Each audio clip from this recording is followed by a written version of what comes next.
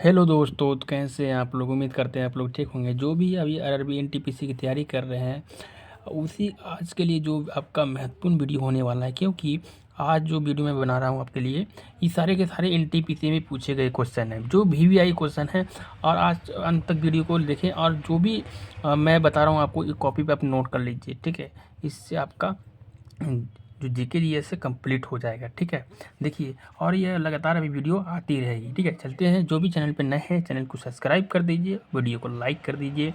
Class को start करते देखिए, कहता है कि भारतीय रिजर्व बैंक जो होता है की स्थापना कब की गई थी। तो भारतीय रिजर्व बैंक की जो स्थापना की गई थी, कब की गई थी? अप्रैल 1945, अप्रैल 1936, अप्रैल 1935, अप्रैल 1948। तो भारतीय रिजर्व जो बैंक था दोस्तों, उसकी जो स्थापना की गई थी, कब की गई थी? तो ऑप्शन नंबर जो राइट आंसर होगा दोस्तों, ऑप्शन नंबर हो जाएगा सी, यानी कि अप्रैल 1935 में इसकी स्थापना की गई थी। छोटा सा व्याख्या पढ़ लीजिए कि अच्छा रहेगा आपको। देखिए कि भारतीय रिजर्व बैंक की स्थापना 1 अप्रैल 1935 को हुई थी। वर्ष 1949 में इसका राष्ट्रीयकरण हुआ था। 1935 में जो हुआ था, क्या स्थापना हुआ था, राष्ट्रीयकरण कब हुआ था? 1949 में हुआ था भारतीय रिजर्व बैंक की, ठीक है। यह भारत का केंद्रीय बैंक है। आरबीआई का मुख्यालय बम्बई में है, ठीक है। तथा इसके वर्तमान जो गवर्नर है, शक्ति है, कहाँ है? कांत दास है। कौन है? कांत दास, याद रख लीजिए, ठीक है। इसको देखते हैं, तो कौन है? कांत दास थे, ठीक है। चलते हैं आगे, क्वेश्चन की ओर देखते हैं। देखिए, ये भी 3 बार यहाँ आरबी एनटीपीसी में पूछा गया है, तो कई बार क्वेश्चन एनटीपीसी में पूछे गए क्वेश्चन है, इंपॉर्टेंट है, इसको चलते हैं। देखिए, विजया बैंक जो होता है और देना बैंक का जो विलय हुआ था, जो मिश्रण हुआ था, दोनों में आपस में विलय जो हुआ था, इनमें से किस बैंक से में हुआ था? तो विजया बैंक एक हो गया आपका, एक हो गया आपका देना बैंक हो गया, ठीक है। तो इसमें कौन सा बैंक के बारे में कौन सा विलय हुआ था, कौन से बैंक में? तो कैनरा बैंक में, पंजाब नेशनल बैंक में, भारतीय स्टेट बैंक में, बैंक ऑफ बड़ौदा में, ठीक है। तो इसका राइट आंसर जो हो जाए दोस्तों, ऑप्शन नंबर आपका डी हो जाएगा।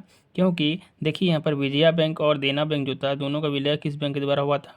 आपका बैंक ऑफ बड़ौदा से हुआ था, ठीक है। कई बार क्वेश्चन पूछा गया है, थोड़ा सा इसका पढ़ लीजिए अच्छे से।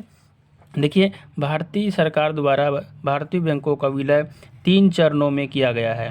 प्रथम चरण 2017 में भारतीय स्टेट बैंक के एवं उन सहयोगी बैंकों का विलय किया गया।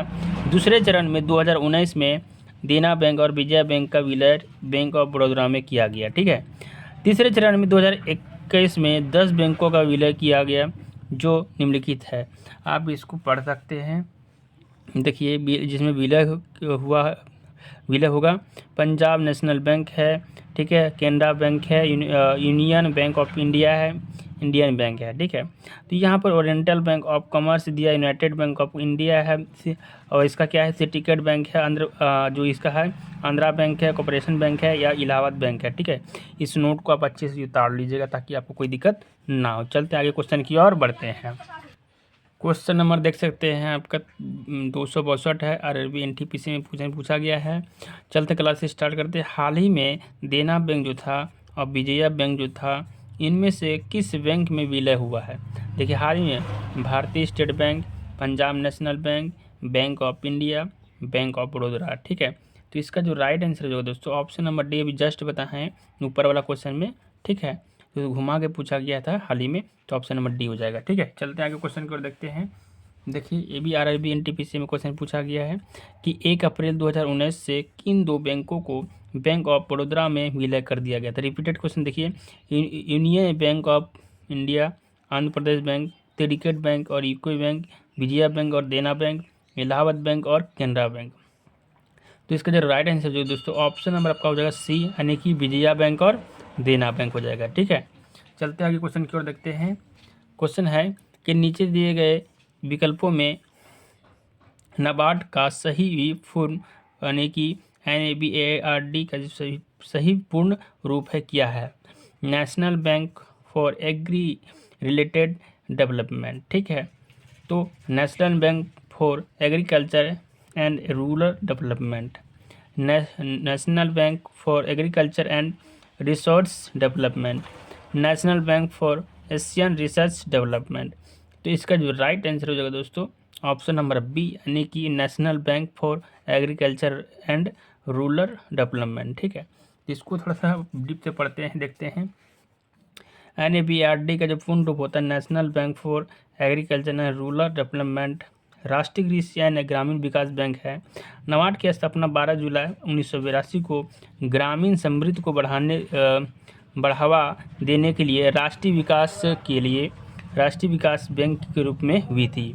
इसका उद्देश्य समृद्धि हासिल करने के लिए सहभागी वित्तीय और गैर वित्तीय हस्तक्षेपों, नवाचारों, प्रौद्योगिकी और संस्थागत विकास के माध्यम से सतत है और न्याय संगत कृषि और ग्रामीण विकास को बढ़ावा भी देती है। इसको नोट को अब अच्छे से याद कर लीजिएगा। ठीक है, चलते हैं आगे क्वेश्चन की ओर, देखते हैं।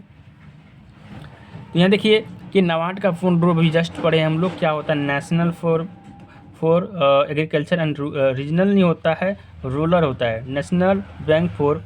तो इसका जो राइट आंसर है ऑप्शन नंबर ए हो जाएगा। ठीक है, जस्ट पीछे वाला क्वेश्चन का ही है, थोड़ा देख लीजिएगा।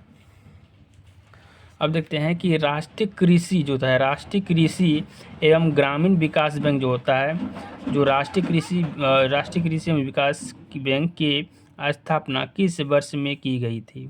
1947, 1992, 1977, 1982। तो इसका जो राइट आंसर जो है दोस्तों ऑप्शन नंबर आपका हो जाएगा डी। इसका जो स्थापना हुआ था कब हुआ था? 1982 को हुआ था। ठीक है, NTPC क्वेश्चन है। चलते हैं आगे क्वेश्चन की ओर, देखते हैं। देखिए कि नाबार्ड जो था की स्थापना किस वर्ष हुई थी? 1982 में। जस्ट थोड़ा सा क्या हुआ था यहाँ पर क्वेश्चन जो है आपका पीछे वाला क्वेश्चन से और थोड़ा सा हेरफेर किया हुआ है, तो ऑप्शन नंबर बी हो जाएगा। ठीक है, ध्यान दीजिएगा। क्वेश्चन है देखिए आपका, तो सारा का सारा NTPC क्वेश्चन है कि निम्नलिखित में से कौन सा SIDBI का पूर्ण रूप है? ठीक है, कौन सा है? तो देखिए यहाँ पर सबसे मैं डायरेक्ट इसका आंसर बताता हूँ। ऑप्शन नंबर आपका सी सही होगा। देखिए small industries development of India. ठीक है, तो इसको क्या हो जाएगा? इसको देखिए small industries development of India, इसका सी का राइट आंसर हो जाएगा। आप क्यों ऐसा इसको डीप में पढ़ते हैं, नोट में जो लिखा हुआ इसको पढ़ते हैं, समझिए यहाँ पर आके देखिए। ठीक है, नोट वाला क्वेश्चन तो पढ़, नोट में देखिए दोस्तों कि SIDBI का पूर्ण रूप small industries development of India यानी कि भारतीय लघु उद्योग विकास बैंक की स्थापना 2 अप्रैल 1990 को संसद के एक अधिनियम के तहत सूक्ष्म लघु और मध्यम उद्यम क्षेत्र के संवर्धन, वित्तपोषण एवं विकास के लिए और साथ ही इसी तरह की गतिविधियों में संलग्न संस्थाओं के कार्यों के समन्वय करने हेतु प्रमुख वित्तीय संस्था के रूप में की गई थी। ठीक है, यह डेट याद रखिएगा। SIDBI का जो स्थापना हुआ था यह डेट को हुआ था। ठीक है, चलते हैं आगे क्वेश्चन की ओर, देखते हैं।